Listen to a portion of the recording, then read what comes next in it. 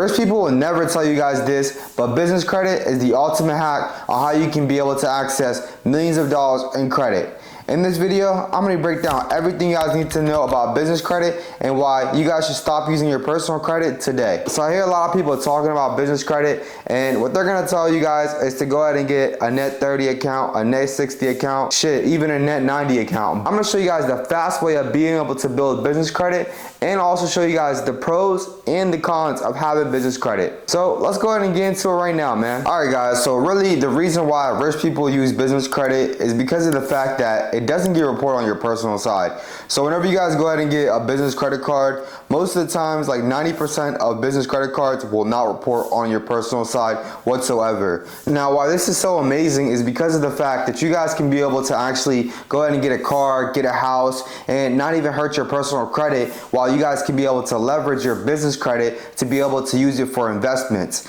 Now, whenever people are talking about business credit, man, a lot of times people really don't know what they're talking about. They're telling you guys to go ahead and get net 30 accounts, net 60 accounts. Yeah, I mean, you can do it that way, but at the end of the day, like, why would you do it the slow way if there's a faster way?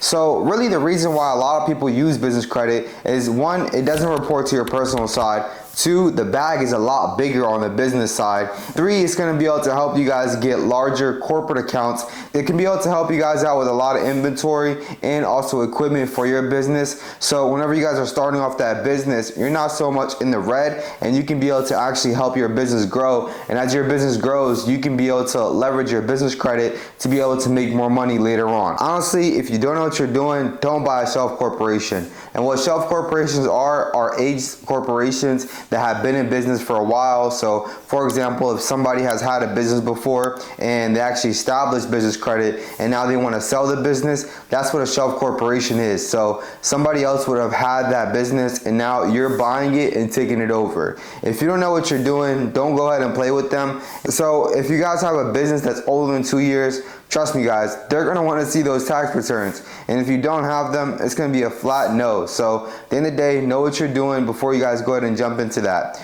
But honestly, I mean, for the most part, if you guys are just starting off with business credit, it's pretty simple how you guys can be able to build it out, right? At the end of the day, guys, in the beginning with business credit, it's going to revolve around your personal credit. So having great personal credit is actually really going to be able to help you guys out and being able to build up your business credit really fast, especially if you're a new business. Now, if you just open up your business and you go to a bank, they're not trusting you guys off the bat to be able to give you guys $100,000 or even $200,000 just off the bat, right? So they want to be able to have some skin in the game. And now how they actually determine that is by leveraging your good personal credit and making sure that you guys personally guarantee your actual business credit. So if you guys are using your own Social Security in order to be able to personally guarantee it, now what that simply means is that you'll actually use your Social Security number on the application. It'll still be under your business EIN number. However, they're going to use you as a personal guarantee, which simply means that if you default on that loan, that you will be held responsible and it will actually go on your personal credit. So that's going to be the best way to be able to start off business credit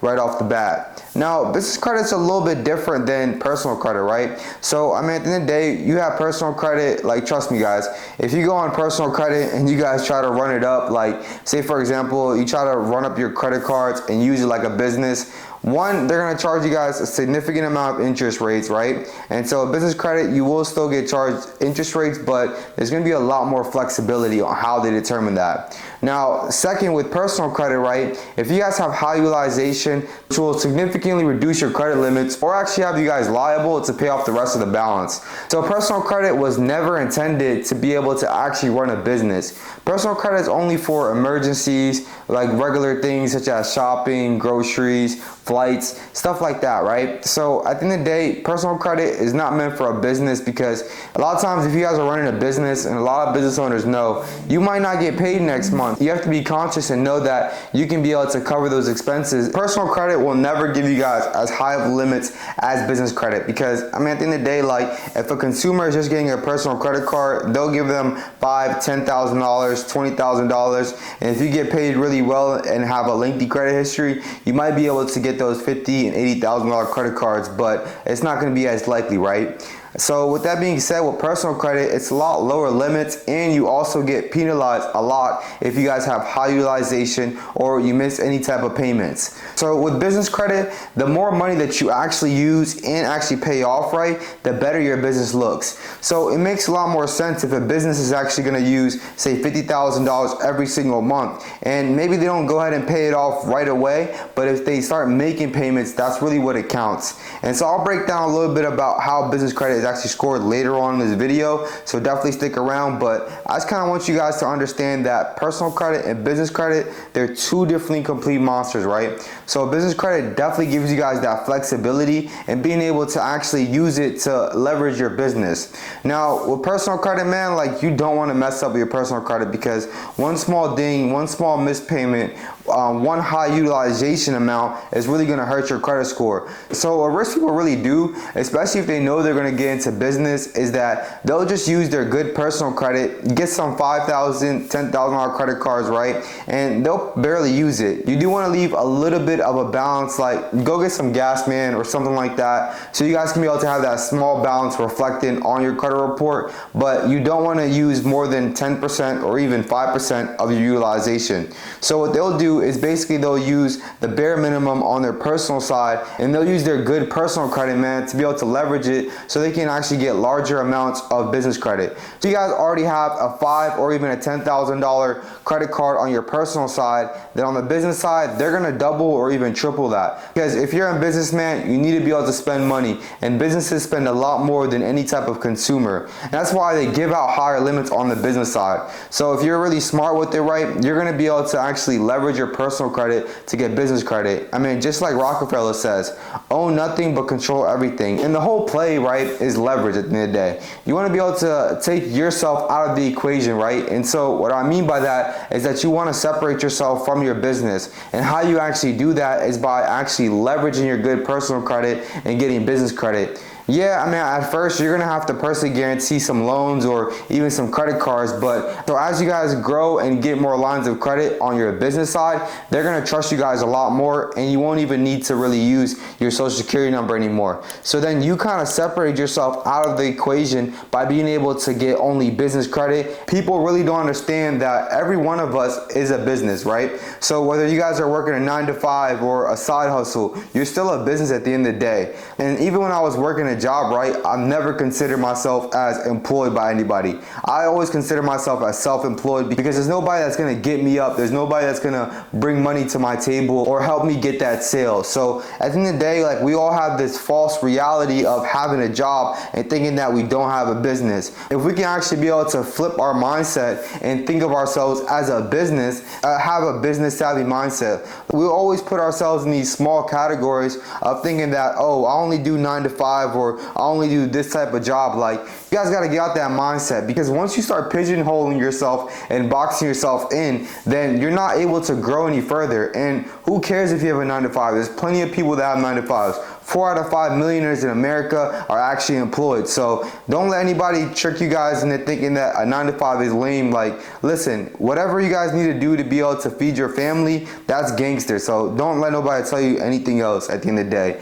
But the thing is, though, you have to be able to also have some investments on the side so you guys can actually be able to grow and go further. Because at the end of the day, let's face it, your boss does not care about your family. So why wouldn't you actually go ahead and use the money that you're getting from that 9 to 5 to be able to actually start investments, like get a real estate property, start an Airbnb, start a Turo side hustle. These are all the things you can be able to do, especially if you guys have good personal credit. That allows them to be able to actually loan out more money later on whenever they give you guys money. So why wouldn't you also use that money too? There's plenty of people that have been doing this way before, so you guys might as well get on this action. So there's a lot of differences whenever it comes to business credit and how it's actually scored, right? So I know we have personal credit, we have our main 3 credit bureaus. We have Equifax, TransUnion, and also Experian. On the business side, there's about 4 major business credit bureaus. So we have Experian Business, we have Equifax Business, Law Business Financial Exchange, and we actually have Dun & Bradstreet. So Dun & Bradstreet's a major player, and all 4 of these are really big. So how they're actually scored is based off of how soon you guys make make a payment.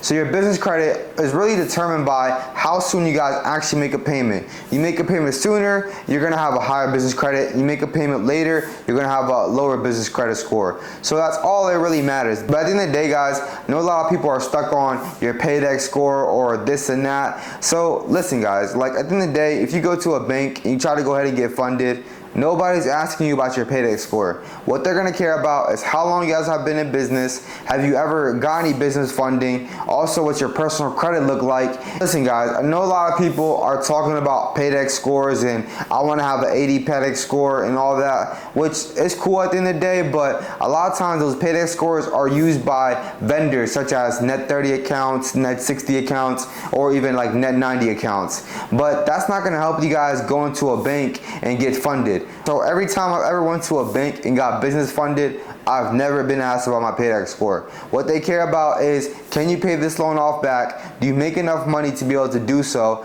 And also, what's your personal credit like? And also, how long you guys have been in business? And quite frankly, how much money do you guys have in that business account? So those are gonna be really the main determining factors on how much business credit you get, and also how big of a line you guys get whenever you do get business credit. Honestly, it just depends on what type of business credit you guys are looking for. So you guys can be able to actually get business credit cards without even having a technical LLC. I know a lot of people often think that, oh, I need an LLC to be able to get business credit, which really isn't true. At the end of the day, you can be a self-contractor and get a business credit card. But I do recommend that you guys do get an LLC just in case if anything happens to that business is going to be liable and can also be able to protect you if anything does go wrong. So if you guys have business credit and they want to sue you guys, then they'll go ahead and sue the business if you have an LLC, compared to if you're a self-contractor. They can come after everything that you own, such as your house, your car. So it really doesn't cost that much.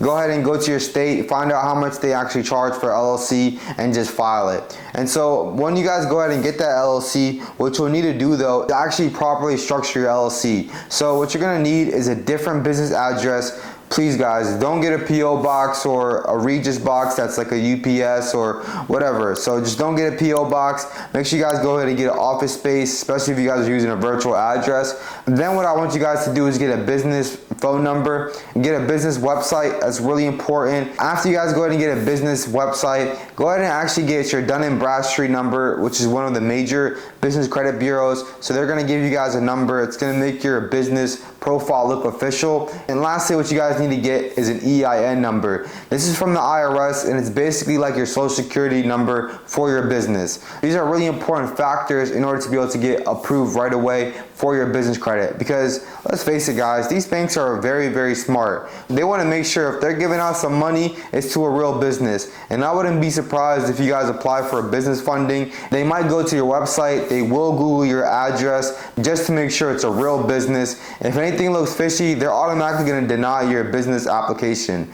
So I really hope this was helpful. I really wanted to give you guys just a broad overview of business credit. In later videos, I'll really be breaking down on how to properly structure it. I know the drill. If y'all like this video already, you should have already been subscribed. If you haven't subscribed, I don't know what you guys are doing. Subscribe or hop over the channel, man. Go ahead and comment what you guys want to see next. And y'all know what it is, man. I'll see you at the top, my boy.